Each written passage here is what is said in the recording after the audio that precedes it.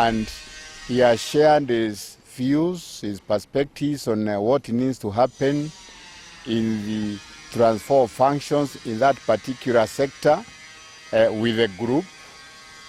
His views, I can say with a lot of joy, were generally consistent with what the technical officers from both levels of government have agreed needs to happen.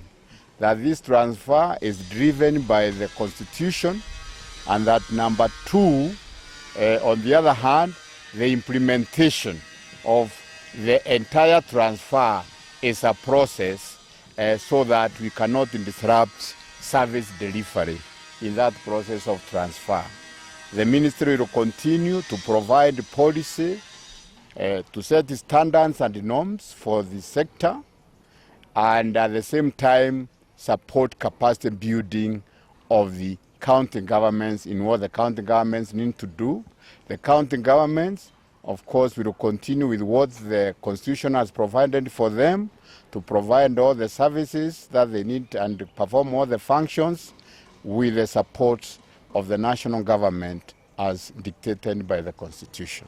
And we came here on an invitation by IGTRC, who were given mandate by the Constitution to coordinate transfer and unbundling of roles and responsibilities for both levels of government. And from the onset last year, when this administration came to office, we sat through the summit and we agreed on an agenda and timelines. We came back again in June here through the summit, agreed on the things that were pending. And in the last summit in December, we noted the progress of what the other two advisories had made, and we were given 2 months to conclude. And the reason why we are here today is to find a common ground on the roles, the transfer of roles between the national government and the county government.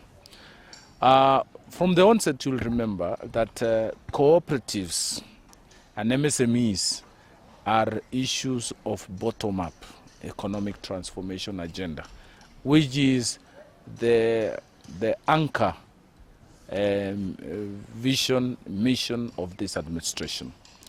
We know of cooperatives that are in dairy sector. 80% of our dairy sector is cooperative-led. 85% of our coffee sector is cooperative-led. We know of our history, cotton and textile we were a leading country in cotton production, and we lost it when our cooperatives collapsed. We are also active in the financial sector. 30% of our savings, national savings, are in the SACCO movement. And last year we recorded 12% of growth in the SACCO movement because of close supervision and administration.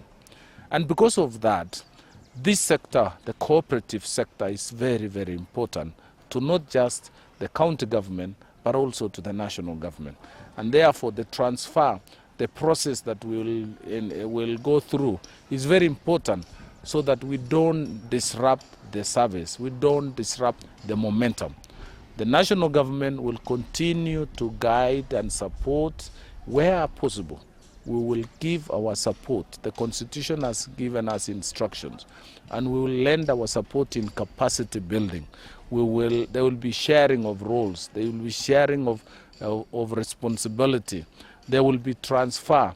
There will be one level of government ceding one role to the other, depending on capacity of each government. So that is the spirit of our engagement, and that is the spirit of our discussion.